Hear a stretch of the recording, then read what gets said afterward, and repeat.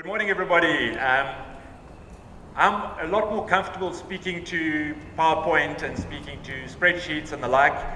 Steve asked me to speak about my personal experience and my personal journey, and I must say that's a little out of my comfort zone. So please, if you don't mind, bear with me. I'm going to tell you 4 stories, and I'm going to rely on the theater of the mind to help you join the dots. Let's start off with 1987.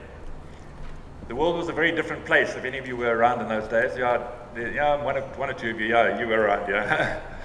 It was a very different place.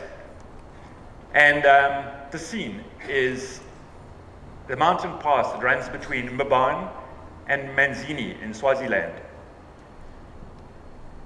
It's a treacherous piece of road that runs through, and many of you will know from the casinos at Ezulwini. It runs down through Ezulwini and down to the industrial area of Matsapa.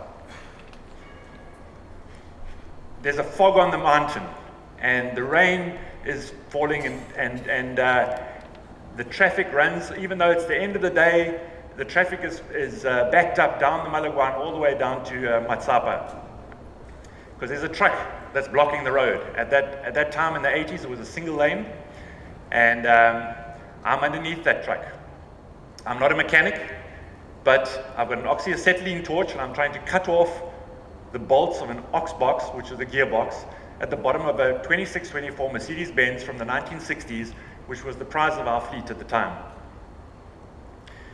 The molten steel from the burning bolts was falling on my face, as was the rain, punctuated with little bits of diesel and hydraulic fluid that was falling off the truck, not to mention the fact that passing vehicles were pushing waves of water over me as I lay there trying to cut this ox box off.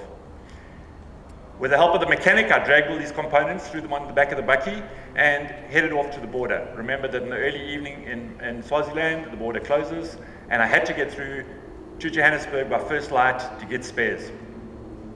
So the end of the story, guys, is that by the end of the next evening, that truck was back on the road, and there was no money for a tow truck, there was no money for a call-out mechanic service, and that's the sort of thing that you have to do, I guess, as a startup entrepreneur.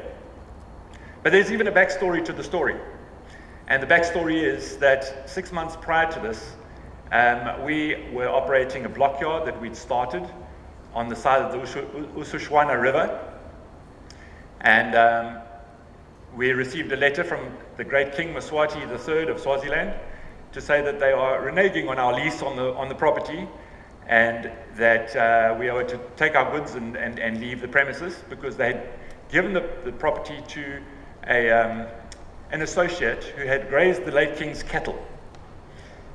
So these are the challenges that face a startup, especially in Africa. But let's fast forward a little bit from that. Let's go 10 years further down the road. I'll take you to 1997. That's a little bit more familiar to many of you. It's the day of cell phones and things like that. Once again, I'm lying on my back. This time, the scene is the Eastern Cape.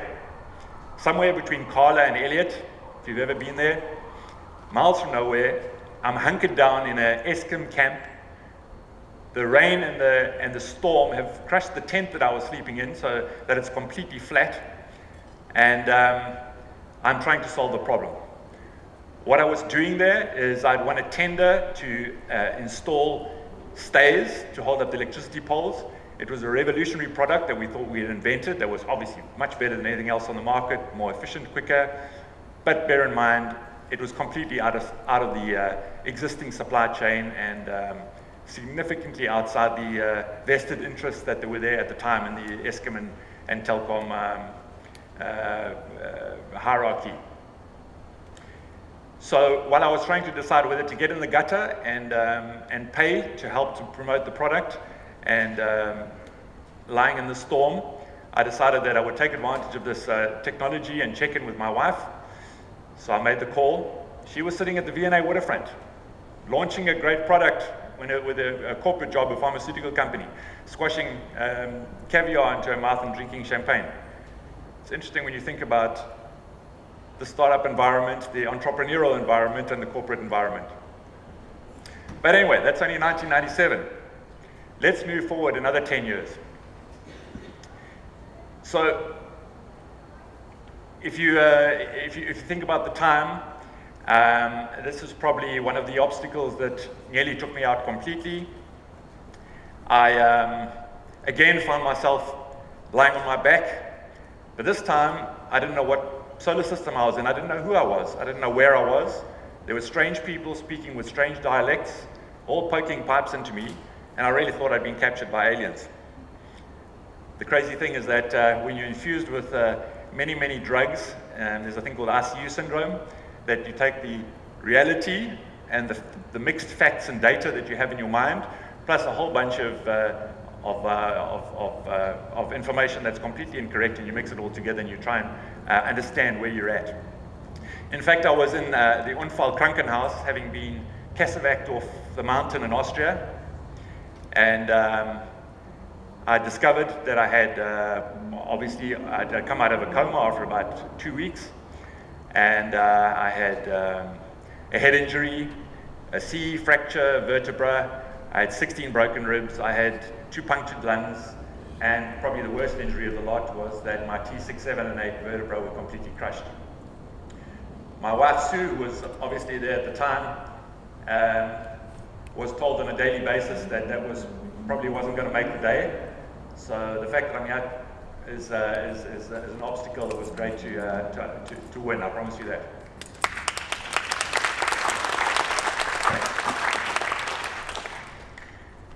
So that's not the end of the story. I think what I want to touch on here, guys, is that you end up in this crazy, crazy drug-infused reality. But what added to that paranoia was that our company of 8 years, private property, was in big, big trouble. The skiing trip that I'd committed to was probably one I shouldn't have done. I shouldn't have been looking for snow that December, but you know what happens. You book long in advance and you want a break and you do it. So the reality is there I sit, and the paranoia of knowing that back home there's a whole bunch of people depending on me to turn this thing around. And there I am lying in a complete state of confusion. So I'm going to jump forward a little bit now. Eventually, after some rehab, I came back to South Africa. I spent 6 months in rehabilitation in South Africa. I remember one of the first documents I signed was in order to try and restructure some of our assets. We sold all our paid-off vehicles and leased them. I remember I couldn't make the signature for the bank. They wouldn't accept my signature because it was I couldn't see what I was actually signing off. But the fact is that we managed to turn private property around from a hospital bed, and a lot of help, obviously, from the people on the ground, the team. What made matters worse is that in 2007, when we were really, really winning at private property, and maybe I should stop and just ask if anybody remembers the days when private property was actually there looking after the private seller's interests, pre-97. Fantastic. We've got a few hands. That's awesome.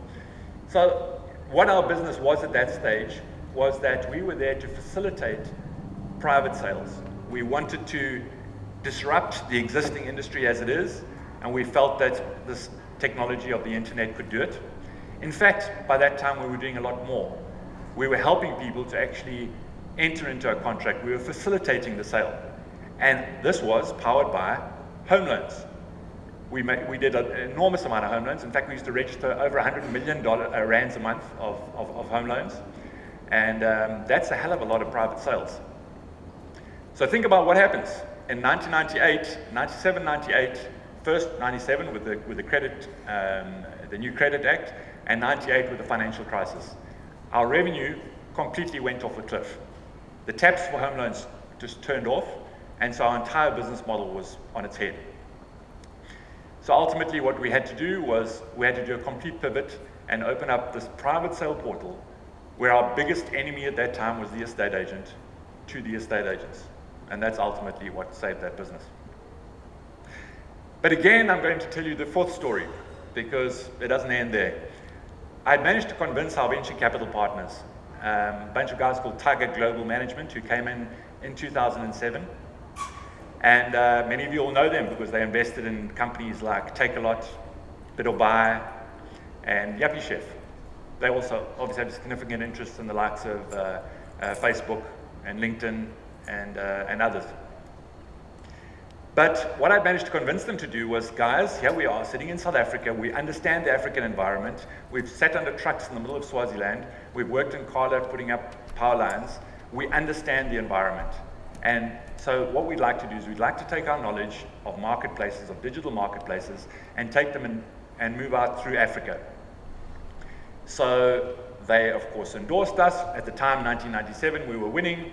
And here we are, post the 2009 accident, and we still basically have the mandate to do that. I realized that me traveling around Africa was totally not going to work, so I scoured the planet looking for somebody suitable. I found this fantastic guy who was the CIO of Seek, the biggest group of job boards in the world, a guy by the name of Kerry Eaton. Met him in Kenya. He was a passionate Kenyan, loved Africa.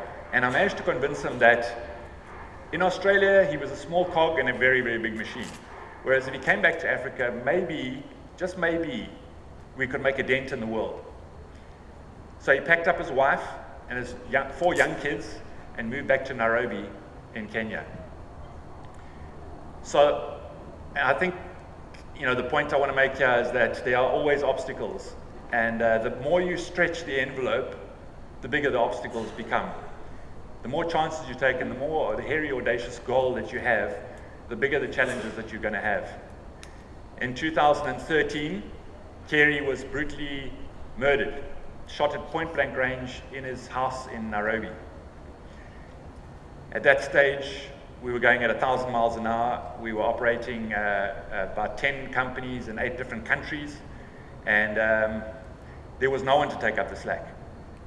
First of all, the understanding of these businesses, the people, the stage of the various deals, the only option was for me to get on an aeroplane. And that's what I did. So for the next 24 months, I sat on an aeroplane flying around Africa, going to some of these really, really crazy places. And I have to share a little bit of my personal experience of that. So you need to go to Lagos, Nigeria as a paraplegic. You can't walk, you can't get on and off someone's obviously been to Lagos. So how do you can't phone Stefan and ask him if TravelStart can get you off the plane on the other side. He won't be able to tell you that. All you have to do is get on the plane. If SIA are going to load you on the plane, then surely someone's going to get you off the other side. I can tell you lots of great stories about getting off on the other side, but the fact is that it eventually happens. Somebody picks you up. Even if they carry you down the stairs, they do. So that's it. That was the story of operating in Africa. Just to touch on Lagos a little bit more, there's an escalator going down from the arrivals hall. It's the only escalator in the arrivals area. Of the many, many times that I've been there, I've seen it working once, and people were standing around celebrating the fact that this thing worked. And the lift that takes you to the SIA lounge in the arrivals hall, I've been there twice out of the many trips that I've been there. So that lift has worked exactly twice since my many trips. But things have improved a lot in Africa since the Chinese have been building new airports, etc. So guys, I'd like to just end off by perhaps sharing with you, as a child I had a poster, a beautiful poster on my wall, and it was a poster of a windsurfer. Bear in mind, this is the 80s. He's jumping off a wave and he's doing a 360, which is a pretty rare trick in those days. Not so much today. But the slogan of this thing was, find the edge and start from there. And I can't help thinking that so many of us, our edge is very close. Our parameters of our life are very close. If you just take the corners of that envelope and you stretch them out, it's amazing how much fuller and larger your life will become. And it's just so easy to do. You've just got to take that and you just got to squeeze it a little bit every day. As far as obstacles are concerned, as I said earlier, the bigger the hag, the bigger the challenge that you put in front of yourself, you're going to find many, many obstacles. And it's how you get through those obstacles that really matters. Remember that a great book is really about a bunch of chapters. A great book has suspense and drama. A great book has a lot of ups and downs. In fact, the greatest stories are stories that make you cry and laugh in the same chapter. So just think about it. If you want to write a great book, the content is the chapters that you write. at the end of the day, you get to decide what the outcome of that book is. The chapters are purely the content. The outcome is completely up to you. Thank you.